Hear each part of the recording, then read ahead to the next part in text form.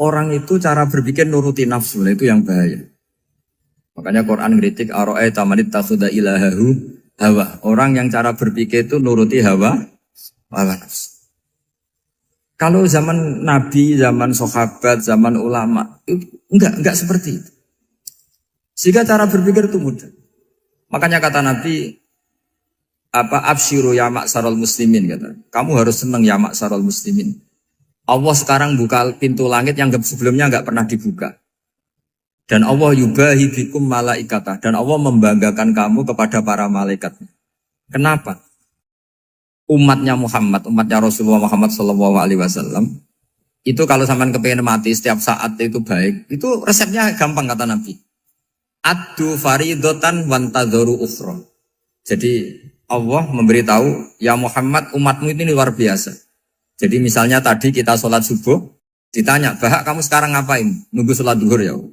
Setelah sholat duhur ditanya lagi nunggu apa asar. Sehingga faman kanat hijratuhu ila Allah wa rasulih fa hijratuhu ila Allah. Jadi kalau ya sudah ini tak ijazahkan. Kalau setelah sholat subuh nunggu apa? Duhur. Setelah duhur nunggu. Sehingga ketika kita mati itu statusnya penunggu sholat. Tapi kamu kan enggak miskin. Kenapa? Penunggu kaya. Ya itu enggak masuk surga itu. Penunggu kemapanan. Berarti kan menunggu sesuatu yang seleranya nafsu. Beda kalau penunggu sholat. Berarti kamu di dunia menunggu ritual ibadah. Maka di antara ijazahnya Nabi apa? Addu faridotan wantadzoru ukhra. Melakukan satu fardu.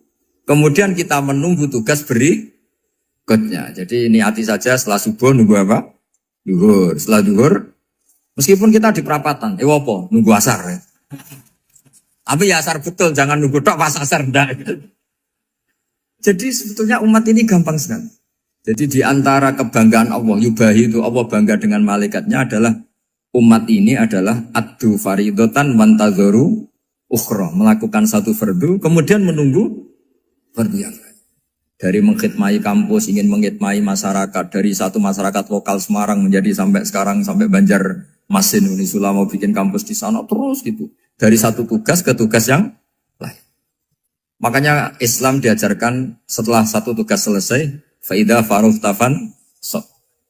Jadi sehingga hidup kita itu dinamis. Dari satu kebaikan menunggu kebaikan lain, dari satu kebaikan menunggu. Sehingga hidup kita ngapain? Nunggu satu kebaikan. Ini sudah masuk faman kanat hijratuhu ila Allah wa rasulih, fa hijratuhu ila Allah wa rasulih. Sehingga bayangkan kalau kita direkam Allah. Gusti kula ampun mati nak dereng sugih. Wis melarat puluhan tahun, sakit, nunggu sesuatu sing sifatnya nafsu, kepengin sugih. Sugih tok jak cukup. Tahu buruh wong sing tahu ngenyek ndekne lho, itu kan urung-urung wis dendam. Saya belum mau mati sebelum kaya dan buruhkan orang yang pernah melecehkan saya. Wis ngono akhirnya mati urung sugih. Berarti wis fakir matine hasud. Mau itu ngenes dunia akhirat kan kira-kira seperti itu. Kamu santai aja kalau fakir berarti meringankan hisab karena ada banyak harta. Yang mau dihisab papanya enggak punya apa-apa. Jadi saya mohon sekali ya, Islam itu mengawal kebahagiaan. Sebab itu sampai bahagia itu menjadi perintah Islam, qul bi fadlillah wa bi rahmatihi fa bidzalika falyafrahu. Karena dengan bahagia bi taat diharapkan orang Islam itu tidak bahagia atau cari kesenangan lewat jalur apa Mas. Sehingga ciri utama wali apa? Ala inna awliya Allahi la khaufun alaihim walahum yahzanun. Sehingga ulama dulu itu rileks-rileksnya. Termasuk yang saya ceritakan tadi, Imam Ahmad, Imam Syafi'i. Itu melihat apa saja rileks. Ya tadi kalau disenangi orang ya barokah, punya kawan kebaikan. Nak dineng ya barokah dineng di gedingi tonggo rada utang, ngeranjuk tulung gitu. Jadi rileks saja. Masyhur itu Imam Syafi'i ngendikan waman asaa ilaika faqat atlakoka. Orang yang berbuat buruk sama kamu, hakikatnya adalah membebaskan kamu. Atlako itu apa? Membebaskan. Enak gak jadi hidup gitu? Kalau kamu kan enggak, kok gedeng aku salahku apa? Malah kamu ujub tuh, orang kok gak tahu salahnya. Kamu jadi suami, istrinya ngomel, kurang apa saya sebagai suami? Ya kurang banyak, enggak ganteng, enggak kaya, enggak ini. Malah kalau diterangkan malah parah toh. Ya sudah rileks saja. Kalau dia ngomel ya tadi, alhamdulillah dapat pahala tanpa apa? Biaya.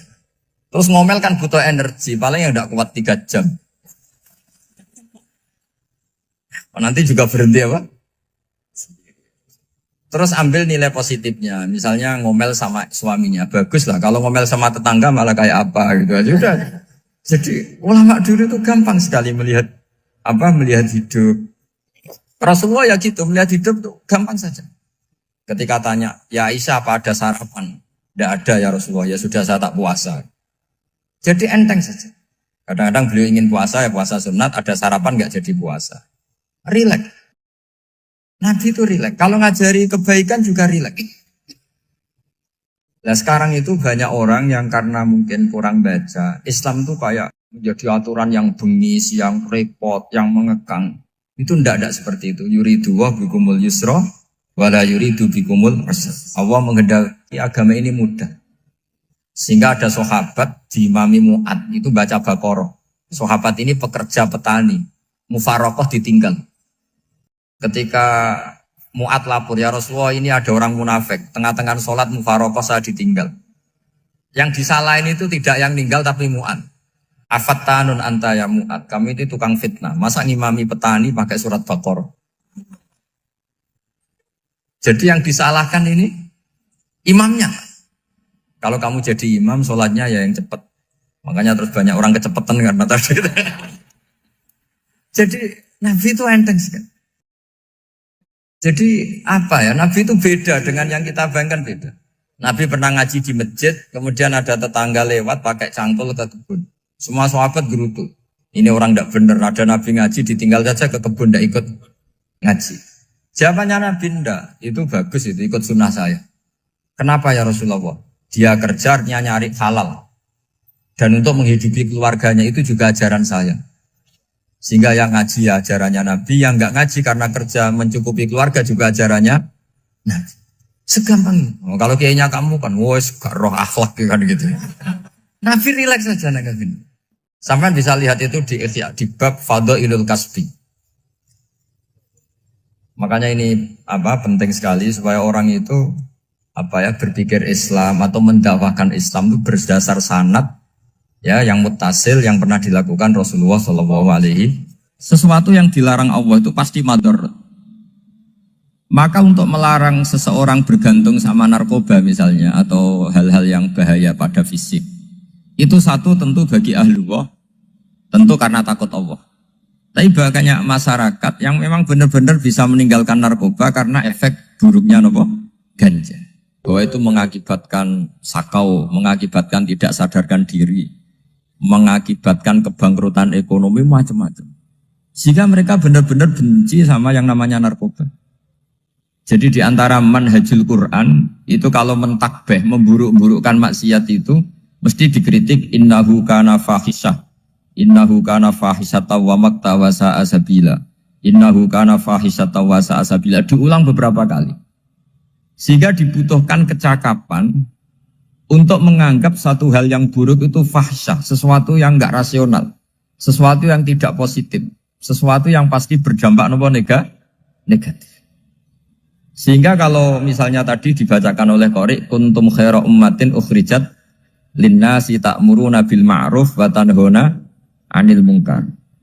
Untuk berhenti dari kemungkaran itu satu takbihun litilkal munkar atau litilkal munkarat, bahwa munkarat itu kita cap, kita stigmasi bahwa itu buruk sekali.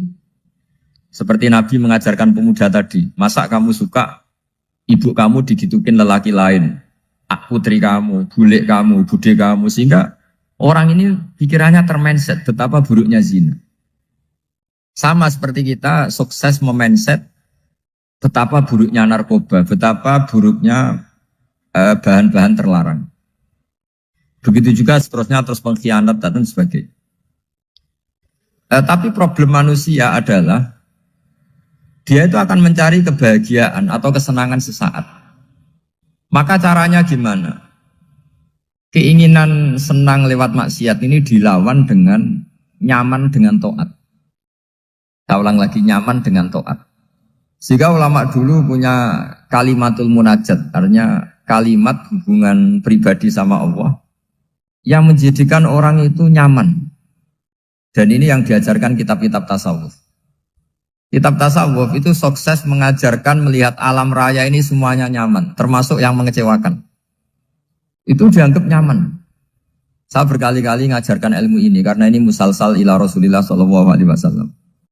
Itu pernah suatu saat Imam Ahmad itu dipanggil sama tetangganya, anak muda. Tentu Imam Ahmad ini orang yang sangat soleh, sangat waroi, sangat tunduk sama perintahnya Allah dan Rasul. Pemuda tadi manggil, ya Ahmad, datang ke rumah saya. Imam Ahmad datang. Setelah sampai ke pemuda tadi, sudah pulang lagi, saya tidak butuh kamu. Pulang lagi. Setelah sampai rumah dipanggil lagi, ya Ahmad, datang lagi. Datang lagi. Oh, saya tidak jadi butuh, pulang lagi. Sampai 3 kali. Dan itu perangai ekspresi Imam Ahmad itu atau ulama lain yang sesoleh beliau itu nyaman, indah. Beliau tetap senyum-senyum nyaman. Beliau tidak tersinggung, tidak terprovokasi, pokoknya tidak tersinggung, kelihatan nyaman. Lama-lama pemuda ini terus tanya, ya Ahmad, kamu saya perlakukan seperti ini kok tidak tersinggung? Kamu senyum-senyum saja, happy-happy saja. Jawabnya Imam Ahmad itu unik. Wahai pemuda, saya kamu panggil itu senang sekali. Karena kata Nabi, kalau kamu iman dengan Allah dan Rasul, maka hormatilah tetangga. Jadi saya senang. Karena nuruti perintah Allah untuk menghormati tetangga. Jadi tidak ada urusannya dengan kamu. Kagetnya kayak apa? Jadi dipanggil tetangga ya senang karena melakukan perintahnya Allah dan Rasul, yaitu ikramul jar, fal yukrim jarum. Disuruh pulang, kamu ingin saya pulang, ya saya pulang. Disuruh datang, ya saya datang. Jadi saya tidak tersinggung, saya tidak ada urusan dengan kamu. Urusan saya dengan Allah Subhanahu wa Ta'ala. Itu kalau bapak-bapak istrinya ngomel terus sabar itu ya bagus. Saya tidak punya urusan. Kalau kamu terprovokasi oleh istri, berarti kamu didikte oleh makhluk. Masa seorang rektor didikte makhluk? Kan tidak keren. Apalagi seorang Habib didikte makhluk, kan tidak keren. Yang bisa mendikte kita hanya Allah Subhanahu wa Ta'ala. Dan Allah mendikte kita, mengajarkan kita wa ashiruhunna bil ma'ruf fa in karihtunna fa asa an takrahu shay'an wa yaj'alallahu fi khairan katsira. Jadi cara melihat istri kita bawel gitu atau cerewet, alhamdulillah ini ada pahala tanpa modal, cukup sabar. Kalau istri kamu sedang mesra, malah mintanya ke mall, malah biayanya tinggi. Murah mana? Dapat pahala dimarahin sama saat mesra minta ke mall. Milih yang pertama kan? Nah ya itu tidak usah modal. Ya gitu aja. Jadi kalau istri sedang marah, bawel, anggap saja ini rezeki. Dapat pahala tanpa apa? Biaya. Nah, kalau pas rukun malah nantang ke mall, biayanya malah tinggi. Jadi ulama dulu itu melihat dunia itu happy. Pernah Imam Syafi'i dikasih tahu, orang yang tadi nyium tangan kamu ya, itu di rumah menghujat Anda. Jadi dia sopan hanya di depan Anda, kalau di luar menghujat Anda. Jawabnya Imam Syafi'i lucu. Ya baguslah. Yang cerita ini kaget. Kenapa bagus ya Aba Abdillah? Kalau manggil Imam Syafi'i ya Aba Abdillah. Ya berarti saya masih wibawa, di depan saya tidak berani katanya. Jadi dipandang enteng saja. Jadi kalau kamu di depan kamu istri kamu tidak berani belanja, tidak ada kamu belanja banyak, anggap saja Anda wibawa. Jadi enteng saja. Pernah Imam Syafi'i dikasih tahu, separuh dari kampung Anda itu gak suka kamu. Ya baguslah. Kenapa? Oh nak rukun malah bakal utang katanya gitu. Kira-kira yang utang itu yang rukun apa yang neng-nengan? Yang rukun. Jadi enteng saja. Masyhur itu makalahnya Imam Syafi'i. Waman asa'a ilaika faqad atlaqaka. Orang yang berbuat buruk sama kamu berarti membebaskan kamu. Kalau saya sedang nenengan sama Habib Hasan Toha Putra, beliau naik Alphard gak nawarin saya sah karena baru nenengan. Tapi kalau sedang rukun malah harus repot mana? Rukun sama ndak rukun? Repot rukun sebetulnya. Jadi Imam Syafi'i itu happy saja. Kalau sedang rukun sama tetangga ya dianggap rukun itu satu kenikmatan. Sedang tidak rukun ya dianggap satu kenikmatan. Jadi orang dulu itu serilek itu melihat dunia. Kalau kita kan enggak, ego.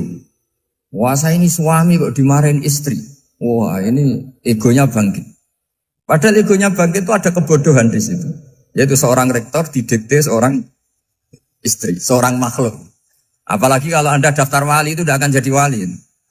Ini wali kok tunduk sama makhluk. Karena didikte apa? Makhluk. Maka Imam Ahmad ketika tetangganya bully gitu ya santai saja, beliau happy. Ketika pemuda tadi eskal janggal, kenapa kamu gak tersinggung ya Ahmad? Memangnya saya harus tersinggung gimana? Kan tak panggil tidak jadi, tak panggil tidak jadi. Hei pemuda, saya ini tidak punya urusan dengan kamu. Saya nuruti kamu karena perintahnya. Saya senang melakukan perintah Allah, harus berbaik sama kamu. Sampai 3 kali. Ajarkan Muhammad atau katakan Muhammad pada umatmu. Sebaiknya atau seharusnya mereka hanya gembira dengan melihat fadlnya Allah dan rahmatnya Allah.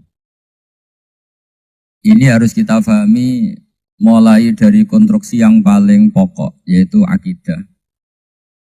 2 ahwal. Ahwal itu 1 perilaku sosial. 3 mutammimat, sesuatu yang tidak pokok, tapi kita butuhkan dalam mengawal hidup ini. Saya beri contoh, itu sampai maksiat, itu karena cari kesenangan.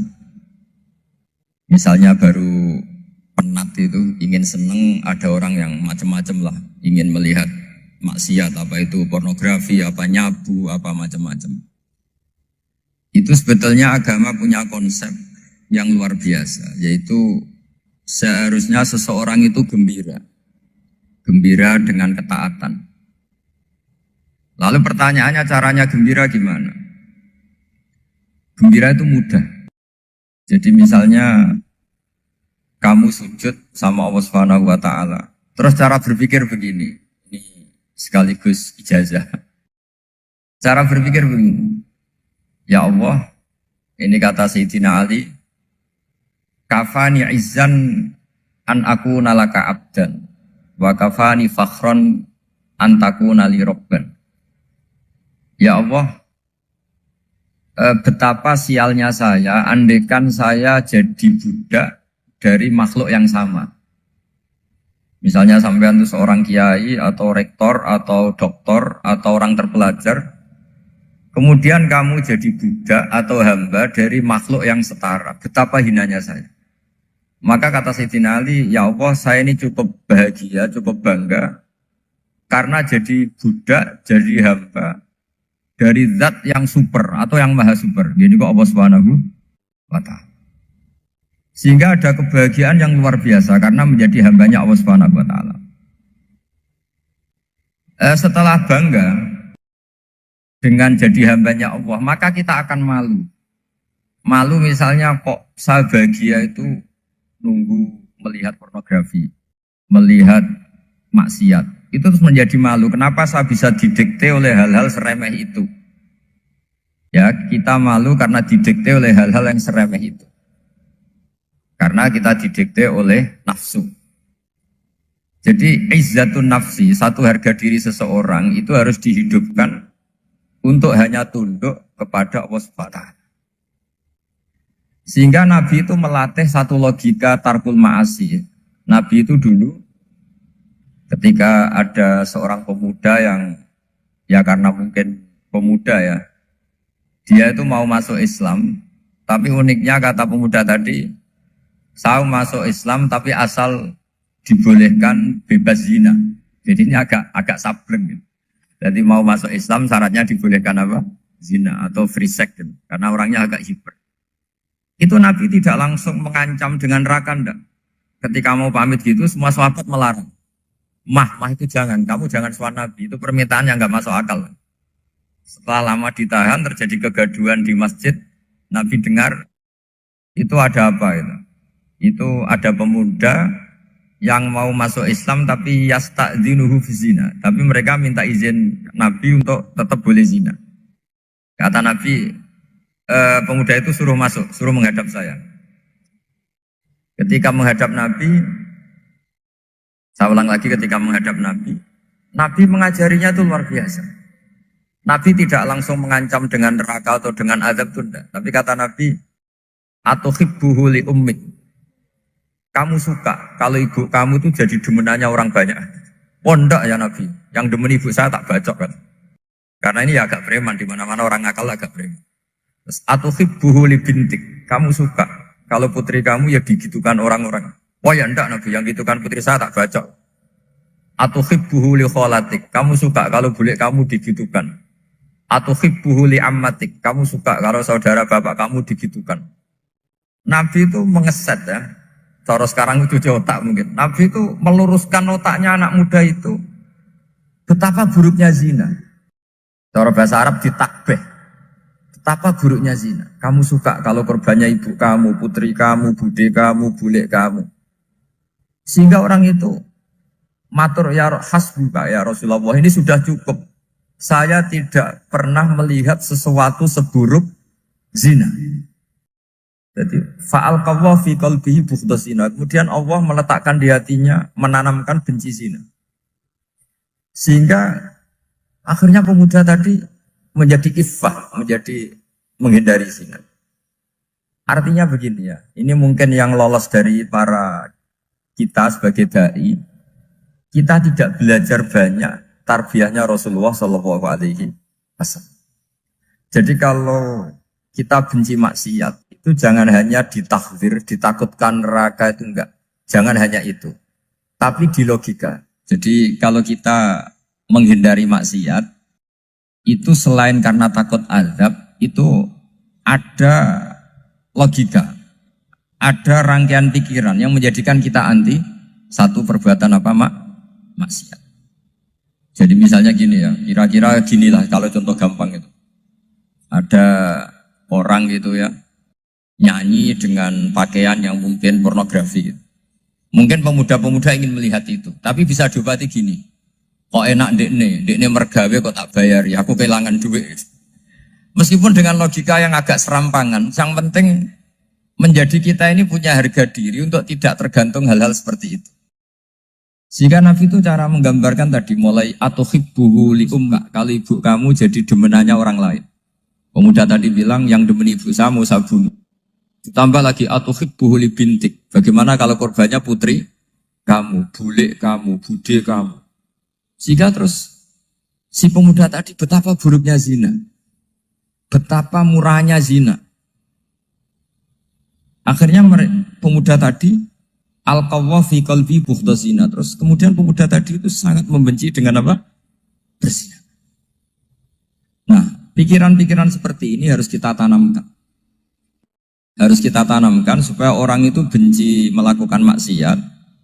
Karena satu memang takut sukhtuwah, takut dibendu Allah atau dibenci Allah. Dua memang logika kita mengarahkan tidak maksiat. Saya beri contoh ya betapa pentingnya mindset ya, cara berpikir. Orang itu menjadi kikir itu karena nganggap hidup itu lama dan uang itu penting. Kalau zaman Nabi itu sederhana kalau melihat hidup. Pernah suatu saat Nabi itu punya jatah makan. Karena Nabi itu hidupnya juga pas-pas. Jadi Nabi itu unik. Beliau di satu sisi kaya raya. Bisa ngurmat Abu Hurairah, Ammar, Suhaib. Ashabu Sufa itu dirawat Nabi semua. Itu kan kaya, bisa ngerawat sekian orang.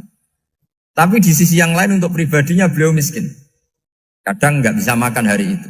Tapi di saat yang sama bisa merawat Ahlus Sufa. Jadi keliru kalau orang hanya cerita Nabi itu miskin, untuk makan dirinya aja susah. Itu keliru. Kelirunya kalau tidak diteruskan, tapi Nabi mampu menghidupi Ahlus Sufa. Singkat cerita jatah makannya Nabi itu dikasihkan orang ketika Nabi tanya, ya Aisyah, makanan jatah saya di mana?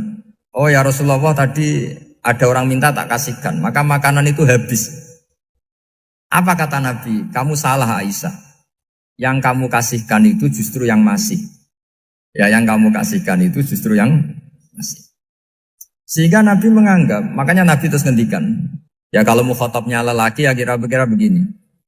Wahallaka min malika illa ma akalta fa'afnaita walabista fa'ablaita. Terus hanya watasaddaqta fa'abqaita kata Nabi. Harta kamu ya kamu makan kemudian ke WC jadi kotoran atau punya pakaian mewah nanti rusak. Watasaddaqta fa'abqaita. Ada yang kamu sedekahkan yaitu yang abadi sampai akhir. Sehingga banyak pengusaha yang mencintai saya setelah tak ajari hadis itu. Misalnya punya uang 1 miliar karena dia spekulan atau pedagang rawan bangkrut, disedekahkan ke masjid 50 juta, yaitu yang abadi. Jadi kalau suatu saat bangkrut, dia masih punya uang 50 juta di akhirat. Jadi Nabi itu mengajari sedekah itu apa? Ya sedekah itu pengabadian uang. Kalau kita kan enggak, bilang sedekah itu nguras uang. Itu pikirannya setan, dan pikirannya orang Islam. Itu cara berpikir setan, bukan cara berpikir umat apa. Sehingga Sayyid Ali Zainal Abidin itu kalau ada orang minta, kemudian beliau ngasih, itu beliau bilang gini, marhaban biman hamala zadi ilal akhirah. Matur nuwun nggih jenengan sembeto sangu kula nate. Jadi dianggap teller saja. Orang yang minta uang beliau itu dianggap tukang nyatet bank ini. Karena sudah ditabungkan. Ya sudah. Kalau kita kan enggak, wah pengemis tuh ganggu gini-gini. Kecuali pengemis profesi ya mungkin kita agak-agak enak. Pada zaman akhir itu ada pengemis apa? Profesi. Jadi repot teman. Terus tak beri contoh lagi kebahagiaan ketika kita milih Islam moderat. Islam kita diajarkan guru-guru kita, utamanya oleh guru kita Mbah Maimun. Saya juga sering ketemu beberapa ulama dunia, termasuk Habib Umar. Saya juga ikut sowan ke sini pas beliau sama Habib ini Hasan Toha Putra di sini sama orang-orang moderat. Itu cara berpikir juga luar biasa indah. Beliau pernah cerita ya, beberapa ulama lah, banyak yang cerita itu. Saya pernah diceritani seorang alim ketika ada orang ekstremis itu mau ngebom di tempat maksiat. Kebetulan yang maksiat itu kebanyakan ya orang Islam. Karena di negara yang mayoritas Islam. Ditanya sama Syekh Rawi. Syekh Rawi itu mufassir top di mana? Mesir. Ini mau tak habisin karena mereka orang Islam kok maksiat terus. Terus ditanya sama Imam Sa'rawi. Laumatu ala khini ma'asihim aina masiruhum. Kalau mereka mati dalam keadaan maksiat, mereka kemana? Ya ilanar, mereka pasti masuk neraka. Terus ditanya sama Imam Sa'rawi. Wahal masiruhum ilanar muradun nabi amlan. Punya umat maksiat kemudian mati masuk neraka. Itu yang diinginkan Nabi apa enggak? Ya tidak aja. Ya sudah, enggak usah dibom, ditunggu tobatnya kata. Karena kalau mati dalam keadaan itu ke neraka dan itu tidak yang diinginkan Rasulullah Sallallahu Alaihi Wasallam. Terus ekstremis ini menjadi tobat, tidak berpikir ekstremis mas. Jadi orang itu harus berpikir mindset yang baik. Meskipun kadang berpikir baik itu ya agak-agak kacau. Ada seorang wali majdud itu kalau berdoa agak kacau, tapi nggak bisa dibantah. Masyhur itu doa itu. Ini sekaligus ijazah, tapi kalau sebelum wali nggak boleh. Itu datang ke makamnya Rasulullah SAW. Terus doanya itu begini. Ya Allah, sekarang terserah engkau. Ya Allah, sekarang terserah engkau. Jika saya kamu jadikan orang soleh, jika saya engkau jadikan orang soleh, maka surra habibuk, maka kekasihmu ini senang. Yang susah musuhmu yaitu setan. Tapi kalau engkau menjadikan saya orang fasik, maka yang susah kekasihmu, yang senang musuhmu. Jadi kan punya dua pilihan itu.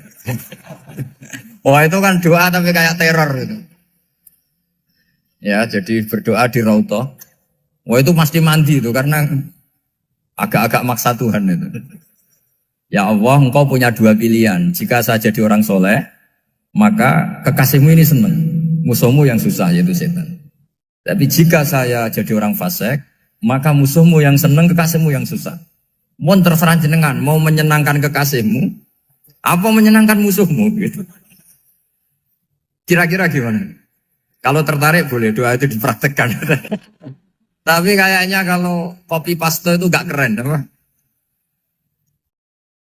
Jadi dulu orang itu muamalah sama Allah dan Rasul itu rileks. Rileks itu nyaman karena ya tadi qul bi fadlillah wa bi rahmati fa bidzalika falyafrah.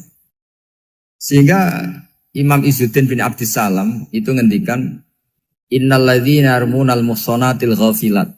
Di antara kebaikannya ibu-ibu atau mbak-mbak ini harus berstatus ghafilat. Perempuan-perempuan pelupa. Ghafilat itu pelupa. Pelupa dari kenikmatan maksiat sehingga mereka in dengan taat. Misalnya ada ibu-ibu atau mbak-mbak atau juga bapak-bapak tahajud, kemudian nyaman dengan tahajud itu. Kira-kira terbersit enggak ingin maksiat? Enggak kan, karena sudah nyaman dengan tahajud, dengan taat. Maka dibutuhkan kenyamanan dalam beribadah. Sebab itu ala bidzikrillahi tatmainnul qulub. Makanya saya termasuk kiai yang setiap ngaji itu happy, seneng. Karena ini untuk kampanye, seneng dengan ngaji, dengan taat itu sudah luar biasa. Kayak apa kalau mereka senengnya kalau nunggu melakukan maksiat. Jadi termasuk bentuk perlawanan kita terhadap maksiat adalah usahakan kamu tuh bahagia, senang dengan taat. Istiqnas billah, mu'anasah billah, farah billah, itmi'nan tumaknina billah. Sehingga ini mencukupkan kita tidak berkebutuhan maksiat. Meskipun kita ya manusia, pasti suatu saat atau sudah pernah maksiat. Serasa diceritakan lah, itu mesti gitu. Lah orang-orang dulu itu orang yang sukses mengelola bahagia ma'allah wa billah walillah. Jika wali-wali dulu itu jadi wali itu tidak mesti karena ibadahnya banyak, itu tidak. Mereka orang yang ibadahnya itu biasa. Biasa-biasa sekali. Ulama-ulama dulu ibadahnya biasa sekali. Tapi qulubuhum ma'allah, hatinya itu ma'allah. Itu ada seorang wali itu jadi wali, Umar bin Abdul Aziz yang dikenal khamisul khulafa. Khamisul khulafa. Di luar khulafa Ar-Rasyidin 4, di antara yang soleh adalah siapa? Umar bin Abdul Aziz. Itu ketika mau meninggal, itu senangnya bukan main. Itu semuanya nangis, beliau senang. Terus tanya, kenapa kamu senang? Memangnya saya kalau mati itu kemana aja? Ila khairi madhubin ilah, ke zat terbaik. Dibang urip mbek kowe bulet atau mbek arhamur rahimin gitu. Yaitu Allah Subhanahu. Jalaluddin Ar-Rumi ketika mau meninggal itu muridnya nangis semua, beliau marah. Kamu harusnya pesta karena saya mau ketemu kekasih saya, malah kamu tangisi, goblok sekali kamu katanya. Jadi orang-orang dulu itu luar biasa. Karena tadi mereka tidak ingin ketemu Allah itu dianggap problem. Harus sesuatu yang membahagiakan. Makanya wali-wali itu kalau berdoa begini. Wa khairu ayyami yauman alqa fih, dan jadikan hari terbaikku adalah hari ketika saya ketemu engkau ya. Pernah dengar doa itu? Wa khairu ayyami yauman alqa fih, dan hari terbaikku adalah hari saat ketemu engkau. Aman kan enggak? Sampai mati ku wedi. Saya tidak tahu wedi dosa apa wedi Israel apa wedi malaikat siapa? Mungkar nakir. Sebenarnya tidak perlu seperti itu. Karena cara pandang Nabi itu ini bisa dipraktekkan. Kalau kamu orang baik, mati artinya apa? Ya baik. Karena husnul khotimah. Kalau kamu orang yang buruk, itu kata Nabi, anggap saja mati itu akhir dari keburukan kamu. Nah, aku urip terus, malah maksiat terus. Maka Nabi itu kalau ngajari kita berdoa gini, Allah maj'alil hayata ziyadatan li fi kulli khairin wal mauta rohatan li min kulli syarri. Ya Allah, kalau saya hidup, ya anggap saja ziyadah fi kulli khairin, berpotensi nambahi kebaikan. Kalau saya mati, anggap saja ini akhir dari segala keburukan. Maka saya berkali-kali, banyak tradisi ulama-ulama NU, ulama-ulama pesantren, ya ada hanya NU, pokoknya ulama-ulama alim. Itu kalau ada orang mati, orang nakal gitu mati, ini saya gitu. Itu hadirin mesti gak terima. Wapi enang itu orang wakal. Tapi dipaksa sama kiainya, saya gitu. Lama-lama dipaksa. Saya gitu. Padahal yang hatinya kiai, wis ra iso maksiat meneh, wis saya gitu. Karena dengan mati berarti saya sudah tidak bisa maksiat lagi. Jadi Nabi melihat hidup dan mati itu segampang itu. Kalau al-hayata ziyadatan li fi kulli khairin wal mauta rohatan li min kulli syarr. Coba kita ke depan itu kan ada potensi zina, potensi korupsi, potensi maksiat. Yang bisa menghentikan potensi itu apa coba? Mati ya, udah pintar ya. Sudah maju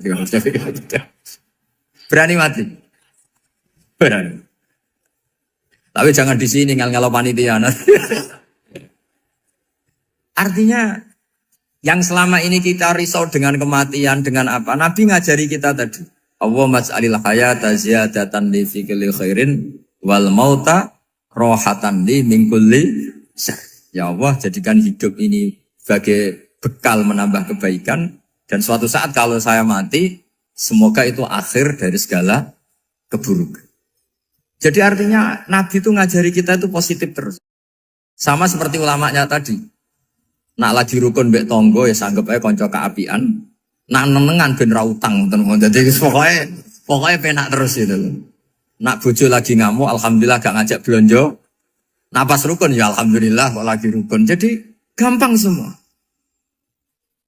Makanya ada seorang alim itu ngendikan begini, ada yang tanya. Saya tuh dulu ketika kaya, teman saya sering main ke saya. Setelah saya miskin gak ada teman-teman yang ke saya. Dikira si Habib ini kebetulan orangnya Habib itu mendukung keluhan dia. Ternyata enggak. Si orang alim itu bilang gini, malah bagus toh gitu. Kowe wis melarat buruhe wong. Ya sudah kamu miskin buruhnya orang lain. Misalnya tukang manol di pasar atau tukang becak. Kemudian teman-teman kamu datang, malah kamu malu tuh jadi tontonan. Bagus kalau mereka lupa, pas kamu miskin enggak ada yang lihat katanya. Jadi apa ya, dianggap enteng saja gitu. Akhirnya orang ini nggak jadi ngeluh. Selama ini kan kita ngeluh ya, ketika miskin teman-teman nggak datang. Coba kalau mereka datang pas kamu buruh bikin botol di orang lain, mantan bos buruh, malu gak? Milih datang kepada? Nggak lah, sudah bener itu. Jadi ulama dulu itu makanya sering baca biar tahu solusi hidup. Jadi ulama dulu itu gampang sekali melihat kehidupan itu, gampang sekali, indah, gampang. Kebahagiaan ini pula yang harus kita latih dalam melakukan ketaatan. Tapi memang obsesi saya terbesar atau cita-cita saya terbesar memang setiap ngaji saya ingin orang mukmin semuanya itu bahagia. Dengan bahagia itu mereka tidak neko-neko ingin mencari kebahagiaan lewat jalur apa maksiat. Sehingga dalam konstitusi ulama yang ditulis di kitab-kitab usul fikih, dan itu kitab yang saya kaji, selalu saya kaji, itu membela-bela sesuatu yang mubah itu sampai luar biasa. Karena melihat mubah itu, misalnya Anda tidur itu berstatus mubah. Anda bermain catur berstatus mubah. Anda rileks sama teman jagongan semalam dengan teman rektor atau dosen atau yayasan itu, melihatnya bukan mubah tapi tarkul maksiyah. Misalnya saya semalaman asik Musamarah itu jagungan malam sama Habib Toha Al-Munawwar. Itu awang hitungnya bukan, wah ini jagungan ngalor ngidul tidak penting tuh enggak. Malam itu bahak tidak ke dugem, tidak ke tempat maksiat. Sehingga ada ulama yang mengatakan mubah itu enggak ada. Saya ulang lagi, mubah itu enggak ada. Kan umumnya ulama bagikan wajib, ya kan, haram gitu. Terus diantaranya mubah, sunat, makruh. Ada ulama yang mengatakan mubah itu tidak ada.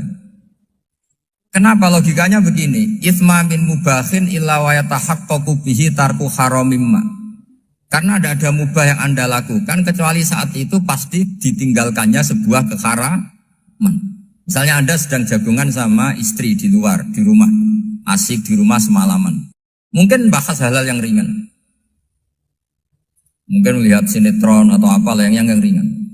Tapi di situ terjadi Anda meninggalkan ke tempat-tempat maksiat. Sekarang ninggal maksiat itu wajib apa mubah? Wajib. Padahal Anda sedang melakukan mubah. Nah itu dicatat oleh Allah itu tarkul haram, meninggalkan keharam. Jika masyhur dalam cerita wali-wali itu, Abu Yazid yang seperti itu ibadahnya pernah tanya, ya Allah lalu yang makomnya orang seperti saya siapa? Karena beliau semalaman ibadah terus. Sama Allah dijawab, ya yang tidur di pinggir kamu itu. Abu Yazid, lu kok bisa ya Allah? Dia kan tidur terus. Ya kan dia tidur berarti meninggalkan keharaman. Ngomong sing potongan tukang maksiat itu apik turu apik melek kira-kira. Apik turu. Timbang sama nak melek pola wis turu ae kira-kira gitu. Jadi gak usah dipaksa tahajud, dipaksa qiyamul lail itu. Iya kalau qiyamul lail. Kalau dapat informasi, kesini ikut saya, terus katut kan repot. Jadi perlawanan terhadap maksiat itu sebetulnya gampang dalam Islam. Karena tadi, nggak ada sesuatu yang mubah, kecuali saat dilakukan berakibat meninggalkan keharaman. Mudah sekali. Jika banyak orang jadi wali itu karena melakukan mubah. Itu ada orang jadi wali itu karena sering makan. Ya makan-makan biasa itu. Karena ketika makan, ya Allah, betapa doifnya saya. Katanya saya presiden, katanya saya rektor, saya kiai. Ternyata kalau nggak makan tuh lemes. Apa hebatnya makhluk yang bergantung makhluk yang lain, yaitu makanan. Nah karena seperti itu terus dia al-laja ilallah, terus dia sungkeman ning Allah. Betapa lemahnya saya. Sebab itu ketika Quran mengkritik dan dengan tanda kutip kemungkinan Tuhannya Isa bin Maryam, itu ngeritiknya sederhana Quran itu. Mal masih ibnu Maryam illa rasul qad khalas min qablihir rusul wa ummuhu siddiqah kana yaqulanit ta'am. Isa itu tidak Tuhan, wong dia makan. Kamu kebayang enggak misalnya punya Tuhan, wah tadi Tuhan mampir ke rumah saya, dia lemes. Setelah tak kasih makan sehat lagi gitu. Itu kan enggak kebayang. Tapi Tuhan marung di rumah saya, lemes tak gratisin, kayaknya enggak punya uang gitu. Setelah makan wah gairah lagi. Kebayang enggak punya Tuhan seperti itu. Sehingga Quran kalau gojlok sederhana, karena yakulanit toa. Sehingga wali-wali itu kalau makan itu sadar lemahnya dirinya, betapa dirinya tergantung makanan. Sesuatu yang tergantung itu artinya tidak hebat, tidak Tuhan. Jadi untuk menjadi wali, untuk menjadi dapat ridhonya Allah itu sebenarnya sederhana. Termasuk ada cara jadi wali yang agak kacau, tapi ini ya benar, asal niatnya benar. Misalnya Unisula besar, ya kurang besar lagi. Kita sudah punya uang, kurang banyak uang lagi. Itu Nabi Ayub, itu kan seorang nabi. Pernah diuji Allah, ini ada di Sahih Bukhari. Nanti kamu tanya, hadisnya Sahih enggak? Ini ada di Sahih Bukhari. Kadang orang kota itu aneh. Enggak ahli hadis tapi tanya, Sahih enggak? Padahal anda kan dibodohi Sahih, ya ngandel saja. Jadi kadang ya aneh. Oh enggak tahu kok tanya. Itu Nabi Ayub itu sudah kaya, pas itu sudah kaya. Bukan cerita yang masih miskin, memang sudah kaya. Beliau di kamar dihinggapin satu belalang dari emas. Setelah belalang itu dikejar, ternyata yang jenis itu banyak, semuanya dari emas. Ngambil sana sini, ini yang kesa ini dipenuhin, saku ini dipenuhin, sampai banyak. Sama Allah digojlok. Kamu itu Nabi saya, kenapa kamu mengumpulkan harta sebanyak itu? Kamu itu Nabi saya kok rakus? Jawabannya, ya Allah, siapa yang bisa kenyang dari rahmatmu? Ya, jadi kalau kamu punya uang 1 miliar, kok ingin 1 miliar 100, ingin 1 miliar 200, itu cara ngitung bukan uang. Ya Allah, siapa yang bisa kenyang dari rahmatmu? Karena rahmat Allah tidak terbatas, sudah Gusti tenang saja. Meskipun saya gini, rahmat Anda tidak akan habis. Sehingga waroi ada ilmunya, tomak juga ada ilmunya. Termasuk ragus itu juga ada ilmunya. Misalnya begini, ini contoh ragus yang ada ilmunya begini. Ini saya beri contoh. Mungkin yang boleh niru orang-orang soleh, kalau nggak soleh jangan. Imam Syafi'i ini cerita nyata. Imam Syafi'i itu dulu ketika ngaji masih muda itu nggak suka sama guru yang kaya. Kebetulan dia punya guru miskin terus. Namanya Sufyan As-Tsauri, itu miskinnya Masya Allah. Sufyan bin Uyainah juga miskin. Jadi dia miskin, punya guru miskin terus. Sehingga idolanya ya sama guru-guru yang miskin. Suatu saat guru-guru ini menyarankan dia ngaji Imam Malik. Imam Malik itu kaya raya. Itu babutnya Imam Malik kalau diinjek, itu mata kakinya tidak kelihatan, saking halusnya. Kalah, Indonesia lah kalah. Itu Imam Malik tuh gaya. Kalau ngaji di kursi tinggi terus pakai bukhur itu, pakai jubah Arab yang mahal. Pokoknya mewah kali Imam Malik. Terus dia mulai ini kiai kok kaya. Kemudian setelah beliau alim, tanya, saya harus ngaji siapa setelah ilmu jenengan habis kira-kira gitu. Kata Imam Malik, sudah, kamu tidak usah perlu ngaji saya, kamu sudah alim alama. Terus Imam Malik datang ke Baki. Zaman itu Baki itu semacam kayak rentalan ya, semacam Grab lah kalau dulu. Mana kafilah yang mau ke Irak? Ya sudah terus, oh kita mau ke Irak. Ini antar ke Muhammad bin Hasan As-Syaibani. Itu dibiayai sama Imam Malik. Grabnya ya dibayarin, itu kafilahnya itu ya dibayarin. Imam Syafi'i disangoni surrotan min dhahabin. Jadi satu kepes uang dikasihkan. Itu pernah tak hitung semurah-murahnya itu sekitar 60 juta. Imam Syafi'i mulai mikir, kiai yang saya kritik lomo, sing kiai miskin tak puji, gak pernah ngamal kan, tentu orang miskin. Setelah datang ke Muhammad bin Hasan As-Syaibani, beliau itu pakar usul fikih, muridnya Abu Hanifah. Beliau al-usuli, pakar usul fikih. Itu Muhammad bin Hasan As-Syaibani itu kalau ngitung emas, itu di ruang tamu. Uangnya miliaran, emasnya banyak. Dari kota ini dipindah ke kota ini. Mas, kalau ngitung di ruang tamu. Bukan di kamar, di ruang tamu. Imam Syafi'i tambah kaget. Imam Malik kayak gitu sudah soal malah ini kaya raya. Setelah Imam Syafi'i kelihatan kaget, digojlok sama Muhammad bin Hasan Asy'ibani karena beliau senior. Atajabu min hadza, kamu aneh melihat ini? Iya. Kenapa? Ulama kok kaya raya. Terus kata Muhammad bin Hasan, ya sudah, uang ini tak kasihkan orang-orang fasik, binti gue demenan, gue nyabu, gue macam-macam. Oh jangan, nanti dipakai maksiat. Pun jenengan mawon sing sugih. Semenjak itu Imam Syafi'i rubah mindset. Jadi kalau kampus ini ingin akreditasi A, ingin mulia, ingin apa, kamu ridho kalau yang punya prestasi seperti itu adalah orang-orang fasik. Ridho enggak? Enggak kan? Maka didoakan ini.